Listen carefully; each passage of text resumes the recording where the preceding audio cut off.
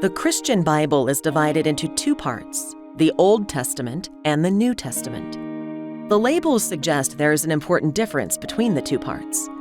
To illustrate the difference, we need to identify what is new in the New Testament as compared to what the Old Testament is saying. Simply put, what is the new news versus what was the old news?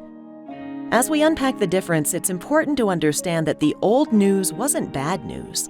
In fact, it was hope-filled news. The whole Old Testament is rooted in a promise God made to Adam and Eve in the garden after the original sin. In Genesis 3, God promised to send His Son to crush the devil's head and deal with sin once and for all. That promise is echoed in the whole of the Old Testament.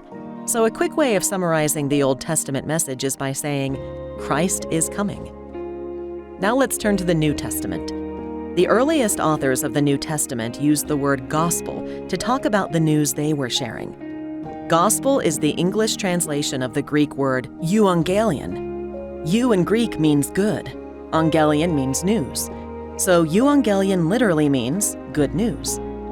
So what is the good news the authors of the New Testament were sharing? Well, it relates to the short summary we have for the Old Testament, the promise that Christ is coming. The short summary of the New Testament is, here He is for you. Simply put, the promise given throughout the Old Testament is fulfilled in the man Jesus. He is the Christ God promised to send. This is the gospel, the euangelion, the good news. The first 4 books of the New Testament convey this message of good news in their titles. They are called the Gospels of Matthew, Mark, Luke, and John. Each book has a distinct way of telling the story of how the promise of the Old Testament was fulfilled in the arrival of the man named Jesus. The Gospel of Mark starts off by recalling the promise that God would send a prophet to prepare the way for the coming of Christ. Mark continues by showing how God fulfilled that promise with John the Baptist.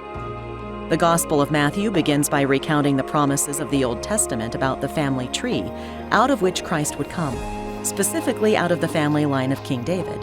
And then, as promised, Jesus was born from that family tree in Bethlehem, the city of David.